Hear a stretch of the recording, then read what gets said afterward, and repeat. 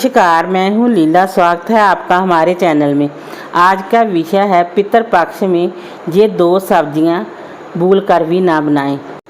सनातन धर्म में पितृपक्ष का महीना पितरों का आशीर्वाद पाने के लिए बहुत महत्वपूर्ण समय माना जाता है। पितृपक्ष के दौरान सनातन धर्म को मानने वाले लोग अपने पूर्वजों की कृपा प्राप्त करने को तर्पण, श्राद्ध, पिंडदान इत्यादि कर्म करके उनको प्रसन्न करते हैं। कहा जाता है कि पितृपक्ष के 15 दिनों के दौरान पितर धरती पर आते हैं। यदि ऐसे में हम कोई भूल चूक कर दें तो पितर नाराज भी हो जाते हैं। पितृपक्ष की शुरुआत 28 सितंबर से हो चुकी है, 14 अक्टूबर तक चलेगी। धार्मिक मान्यता के अनुसार पितृपक्ष के दौरान पितरों की आत्मा की शांति के लिए और उन्हें प्रसन्न करने के लिए अनेक प्रकार के उपाय किए जाते हैं।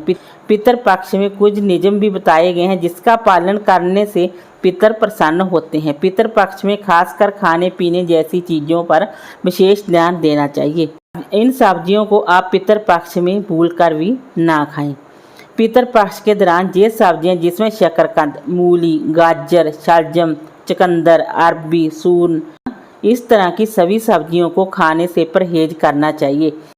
इसके अलावा आपको इन सब्जियों का भोग भी नहीं लगाना चाहिए और ना ही पितृपक्ष के श्राद्ध भोज में इसे किसी ब्राह्मण को खिलाना चाहिए। अगर आप ऐसा करते हैं तो आपके पूर्वज इससे नाराज हो जाते हैं। पितृपक्ष में आप ये 2 सब्जियां भी भूल कर ना बनाएं।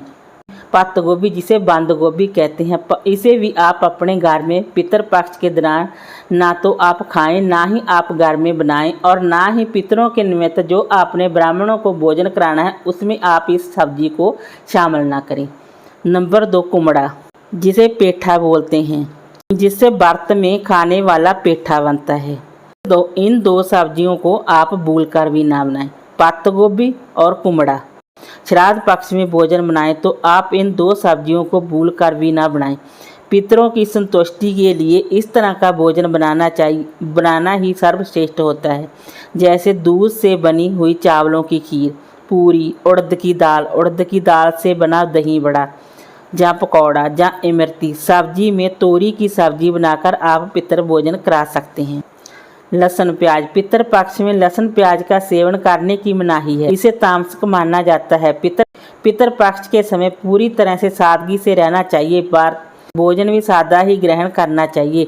लहसुन प्याज का इन दिनों में पूरी तरह से त्याग करना चाहिए। चने और मसूर की दाल से दूर रहें। पितृपक्ष में चने की दाल, चने का सत्तू, चने की मिठाई, चने से बने खाद्य पदार्थों का सेवन करना वर्जित बताया गया है। चने के साथ साथ पितृपक्ष में मसूर की दाल भी नहीं खानी चाहिए।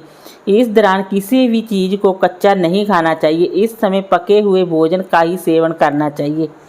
वीडियो अच्छी लगी हो तो लाइक कीजिए, शेयर कीजिए, सब्सक्राइब कीजिए। Thanks for watching this video.